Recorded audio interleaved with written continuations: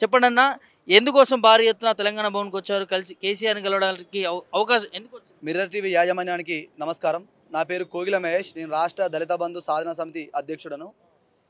ఏదైతే గత ప్రభుత్వంలో రెండో విడత దళిత బంధు పథకం ద్వారా ఎంపికైనటువంటి బాధితులందరూ గౌరవ తెలంగాణ తొలి ముఖ్యమంత్రి ప్రస్తుత ప్రతిపక్ష నాయకుడు కేసీఆర్ గారు కలిసి ప్రభుత్వం మీద ఒత్తిడి పెంచాలని ఈరోజు తెలంగాణ భవన్కి రావడం జరిగింది. గత ప్రభుత్వం దళితుల బతుకుల్లో వెలుగులు నింపాలని చెప్పి రెండో దళిత బంధుని తీసుకొచ్చి రెండో విడత ద్వారా రాష్ట్ర వ్యాప్తంగా 1,30,000 మందిని ఎంపిక చేసి అందులో గ్రౌండింగ్ అయినటువంటి సెలెక్ట్ అయినటువంటి బిడ్డలకు న్యాయం చేయాలని మొదటి విడతగా 3 లక్షల రూపాయలను విడుదల చేసింది. సాధారణ ఎన్నికల కోడ్ వల్ల ఆ ప్రక్రియను తాత్కాలికంగా నిలిపివేస్తూ ఆ డబ్బులను వారి సంక్షేమానికే దళిత బంధు కోసమే అని చెప్పి వివిధ జిల్లాల కలెక్టర్ల అకౌంట్లలో జమ చేసింది. ఇప్పటి వరకు నూతన ప్రభుత్వం వచ్చి 15 నెలలు గడుస్తున్నా కూడా మాకు కేటాయించిన డబ్బులను విడుదల చేయకుండా దళితుల ఉసురు పోసుకుంటుంది. కాబట్టి ఈరోజు ప్రధాన ప్రతిపక్ష నాయకుడు అయినటువంటి కేసీఆర్ గారు కలిసి రేపటి నుంచి జరిగేటువంటి అసెంబ్లీ సమావేశాల్లో ఈ ప్రభుత్వానికి కనువిప్పి కలిగే విధంగా మీరు ఏదైతే దళిత బంధు రూపకర్తగా మీరు ఉన్నారో వాళ్ళందరికీ న్యాయం చేసే విధంగా ప్రభుత్వంపై ఒత్తిడి చేయాలని ఈరోజు గౌరవ ముఖ్యమంత్రి మాజీ ముఖ్యమంత్రి కేసీఆర్ కలవడానికి మేము అందరం ఇక్కడ రావడం జరిగింది. అధికారంలోకి వచ్చినప్పటి నుంచి ఇప్పటి వరకు దళిత బంధు ఇవ్వడం జరిగిందా? 10 లక్షలు ఇస్తే మేము 12 లక్షలు ఇస్తామని రేవంత్ రెడ్డి హామీ ఇచ్చడం ఒక్క బిడ్డకు కూడా ఇంతవరకు దళిత బంధు కానీ అంబేద్కర్ అభయాస్తం కానీ ఇవ్వలేదు. కేవలం హంగులకు ఆర్భాటాలకు ప్రగల్భాలకు డబ్బులు కేటాయించడానికి ప్రభుత్వం తొందరపడుతుంది, ఉబలాట పడుతుంది. పెద్ద పెద్ద ప్రాయుడు చెప్పి ఇక వాటిని ఆ ప్రజాధనాన్ని ఏ విధంగా దుర్వినియోగం చేయాలని ఆలోచన తప్ప దళితులకు న్యాయం చేయాలి, మేము వాళ్ళ ఓట్లు కావాలని కేసీఆర్ 10 లక్షలు అంటే మేము అంబేద్కర్ అభయాస్తం ఇస్తామని 12 లక్షలు అని చెప్పి అధికారంలోకి దళితుల ఓట్లు తీసుకుని వచ్చి 15 నెలలు గడుస్తున్న ఒక్క రూపాయి కూడా అంబేద్కర్ అభయాస్తం గురించి ఊసు లేదు, రూపాయి కేటాయించింది లేదు. వారికి రెండో విడత దళిత బంధు పథకం ద్వారా డబ్బులు విడుదలైతే ఆ డబ్బులు కూడా కలెక్టర్ అకౌంట్ ఉన్న కూడా జీవో జారీ చేయమంటే కూడా దళితుల మీద చిత్తశుద్ధి లేకుండా వాళ్ళ మీద ఒక చిన్న చూపు సవత్తల్లి ప్రేమ చూపిస్తున్నది. ఖచ్చితంగా దీనికి తగిన మూల్యం గౌరవ ముఖ్యమంత్రి రేవంత్ రెడ్డి గారు మంత్రిమండలి. ఓకే, ఈ పథకంకి సంబంధించి గత ప్రభుత్వం కేసీఆర్ తీసుకురావడం జరిగింది. మీ అవసరాల మేరకు ఈ దళిత బంధు ఇస్తే 10 లక్షలు ఇస్తే వాళ్ళు మెరుగుపడతారు, ఏదో ఒక వ్యాపారం చేసుకుంటారు. నిజంగానే మీకు ఆసర అయిందా గత ప్రభుత్వం? గౌరవ ముఖ్యమంత్రి కేసీఆర్ గారు ఉన్నప్పుడు ఇచ్చిన ఆ యొక్క పథకాన్ని వందల మంది ఉపయోగించుకొని వ్యాపారవేత్తలుగా ఈరోజు సమాజంలో గౌరవం పొందుతున్నారు. అలాగే చాలామందికి ఉపాధిని కూడా దళిత బిడ్డలు అందిస్తున్నారు. మనం ఎక్కడ పోయి చూసినా కూడా ఈరోజు చాలామంది వ్యాపారవేత్తలుగా చాలామంది దళిత బిడ్డలు ముందుకొచ్చి ఉన్నారు. ఆ పథకం ఎక్కడ కూడా దుర్వినియోగం కాలేదు. కానీ కేవలం ఏంటంటే ఆ పథకం దుర్వినియోగం అని చెప్తే వీళ్ళకి దళిత బంధు గురించి మర్చిపోతారు, అంబేద్కర్ అభయాస్తం గురించి మాట్లాడరని ఒక దుర్బుద్ధి, దురాశ, ఓ బురద దల్లాలి అనే ఉద్దేశంతో ఈరోజు గౌరవ ముఖ్యమంత్రి గారు మంత్రిమండలి అదే పని పెట్టుకున్నది. ఎట్టి పరిస్థితుల్లో కూడా దళిత బంధు నిధులు విడుదల చేయకుండా అంబేద్కర్ అభయాస్తం పథకం పెట్టకుండా ప్రభుత్వం ముందుకు పోతే దళితుల ఆగ్రహానికి ఖచ్చితంగా ఈ నూతన ప్రభుత్వం గురవుతుంది. ప్రతిపక్ష నాయకుడు అయినటువంటి కేసీఆర్ దగ్గర కలవడానికి వచ్చారు కానీ మరి ముఖ్యమంత్రిని కలిసే ప్రయత్నం చేసిరా, మంత్రులను కలిసే ప్రయత్నం చేసిరా? ఎందుకంటే మరి ప్రజాప్రభుత్వము మేము ప్రజల సమస్యలను పట్టించుకుంటామని చెప్పి రేవంత్ రెడ్డి కావచ్చు, మంత్రులు కావచ్చు అనేక దఫాలుగా చెప్తా ఉంటారు కదా. మంచి ప్రశ్న అడిగి. ఇప్పటి వరకు 10ల సంఖ్యలో ప్రజాభవన్కు పోయినాం. గౌరవ బట్టి విక్రమార్క గారిని కలిసినాం. బట్టి విక్రమార్క గారిని కలిసినాం అంటే ఆయన మేము అపాయింట్మెంట్ ఇచ్చే పరిస్థితులు లేడు.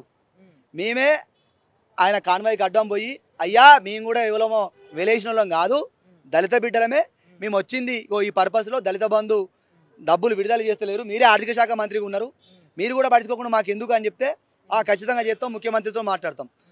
మంత్రి మండలి అందరినీ కలిసిన ఇప్పుడు కలవని మంత్రి ఎవరు లేరు. ఇక ముఖ్యమంత్రి గారిని కలుద్దామంటే ఆయన తెలంగాణ రాష్ట్రంలో ఉంటాడో, ఢిల్లీలో ఉంటాడో, డల్లాస్లో ఉంటాడో, దుబాయ్లో ఉంటాడో తెలుస్తలేదు. మేము అయోధ్య రెడ్డి గారిని ఇప్పటి వరకు 10ల సంఖ్యలో మేము అపాయింట్మెంట్ అడిగినాం. ఇక దళితులకు ఆయన ఇవ్వాలనే ఉద్దేశమే లేనట్టున్నది.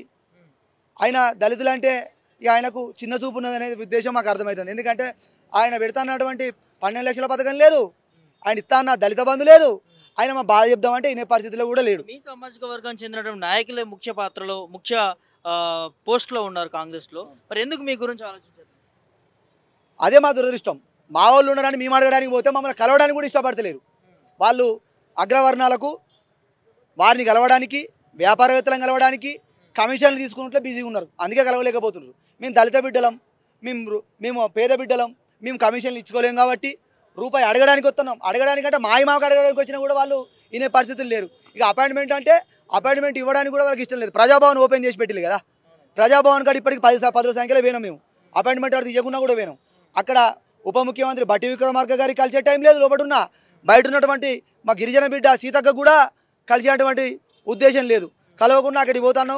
అక్కడ ఉన్న పోలీసులు చెప్తాను, వాళ్ళు అరెస్ట్ చేస్తాను. అయినా కూడా మేము అరెస్టులకు నిర్బంధాలకు భయపడకుండా అన్ని ఛేదించుకొని 15 నెలలుగా ఈ ఆకాశాన్ని కాపాడుకుంటూ వచ్చినాం. నిజంగా మీకు చిత్తశుద్ధి ఉంటే ఏదైతే బడ్జెట్ 2000 కోట్లు కేటాయించిందో ఇంకా రేపు బడ్జెట్ సమావేశాలు స్టార్ట్. రూపాయి కూడా ఖర్చు పెట్టలే వాడికి. ఇక నిజంగా సిగ్గాన్ని ఉండాలి. ఇక ఇట్లా మాట్లాడితే వాళ్ళకి కొంచెం బుద్ధి వస్తుంది కావచ్చు. 2000 కోట్లు దేనికి కేటాయించారు మీరు? దళిత బంధు కోసం అని కేటాయించి ఎందుకు విడుదల చేస్తలేరు? ఓన్లీ అంకెల గారు చూపించడానికేనా? దళితులు మభ్యపెట్టడానికా? ఇక మీ టైం అయిపోయింది. ఇక మీ ఎలక్షన్లు కూడా ఇక దగ్గర పడ్డాయి. ఇక రండి, మీరు స్థానిక సంస్థలు ఏజెంట్తో ముందుకు వస్తారో ఇదే నీలకర్ర కండ వేసుకొని ప్రతి బిడ్డ దగ్గరికి పోతాం. మీరు చేసిన అన్యాయాన్ని, మీరు చేస్తున్నటువంటి దౌర్జన్యాన్ని ఖచ్చితంగా బిడ్డలో వివరిస్తాం. రాష్ట్రం అప్పుల్లో ఉన్నది, టైం పడుతుంది సెటరేట్ కావడానికి. అప్పుల్లో ఉంది కాబట్టి కొన్ని సంక్షేమ పథకాలు కావచ్చు, కొన్నింటికి లేట్ అవుతా ఉందని ముఖ్యమంత్రి మాట్లాడింది కదా. మరి కొంత టైం వెయిట్ చేయొచ్చు కదా, ప్రభుత్వానికి కూడా కొంత వెసులుబాటు కల్పించవచ్చు కదా. 1 year అవుతుందని అంటా ఉన్నారు కొంతమంది కాంగ్రెస్. ఇప్పటి వరకు గౌరవ ముఖ్యమంత్రి 1,50,000 కోట్లు అప్పు చేసిండు. యాజ్ పర్ మనకు ఉన్నటువంటి ఇన్ఫర్మేషన్ ప్రకారం మీడియా ఛానల్ కూడా అవే చెప్తున్నాయి. ఈ 1,50,000 కోట్లు దేనికోసం అప్పు చేసినావో తెలంగాణ ప్రజలకు సమాధానం చెప్పంటే సమాధానం లేదు. మేము నిన్ను ఈమని అడుగుతున్నాం కదా, మా డబ్బులు మా కోసం కేటాయించి కలెక్టర్ లేకుండా డబ్బులు ఇవ్వమంటున్నాం. ఢిల్లీకి 40 సార్లు పోవడానికి, ప్రజాధనం వృధా చేయడానికి మీకు టైం ఉంటుంది, డబ్బులు ఉంటాయి. మూసి ప్రక్షాళన చేయడానికి డబ్బులు ఉంటాయి. 100 కోట్లు ఖర్చు పెట్టి యూట్యూబ్ ఛానళ్లకు మేపడానికి ఉంటాయి. 100 కోట్లు ఖర్చు పెట్టి మీరు ఒక ఆడికి పోయి 10 రూపాయల పెట్టుబడి తెచ్చలేదు కానీ యాడ్లు ఇవ్వడానికి డబ్బులు ఉంటాయి. కేవలం దళిత బిడ్డలకు న్యాయం చేయడానికి మాత్రం డబ్బులు ఒడ్డొస్తాయి. ఇవి మీకు ముఖ్యమంత్రి గారికి మీకు చెప్పుకోవడానికైనా కనీసం మీకు ఇక మాట ఆత్మవిమర్శ చేసుకోండి. మా కేటాయించిన డబ్బులు ఏం చేద్దాం అనుకుంటారు? మా కేటాయించిన డబ్బులు విడుదల చేయకుండా ఏం చేద్దాం అనుకుంటారు? సమాధానం చెప్పండి. మా బిడ్డలు ఎదురుస్తున్న దళిత బంధు గురించి, అంబేద్కర్ అభ్యర్థి సమాధానం చెప్పండి. ఏమన్నా అంటే మేము అది చేసినాం ఇది చేసినాం ఏం చెప్పుకుంటారు తప్ప ఈ 1,50,000 కోట్లు అప్పు చేసి నువ్వు ఏ దళిత బిడ్డకు సాయం చేసినావు ఒకటి చెప్పు. ఒక్కల పేరు చెప్పు. దళిత బంధుకి వీళ్ళకి రిలీజ్ చేసినాం, ఈ జిల్లాలో రిలీజ్ చేసినాం. కేవలం బట్టి విక్రమార్క గారు ఇక ఫైనాన్స్ మినిస్టర్ కూడా ఒక చింతకాని మండలానికి రిలీజ్ చేసుకొని దళిత బంధు ఇచ్చినాం. అంటే ఒక చింతకాని మండలంలో దళితులా? ఖమ్మం నియోజకవర్గంలో, మధుర నియోజకవర్గంలో దళితులా? ఇక మిగతా అందరూ దళితులు గారా? అక్కడ 35 కోట్లు కేటాయించి మరి ఇంకా 1965 కోట్ల రూపాయలు ఏం చేస్తారో బట్టి విక్రమార్క సూటిగా సమాధానం చెప్పండి.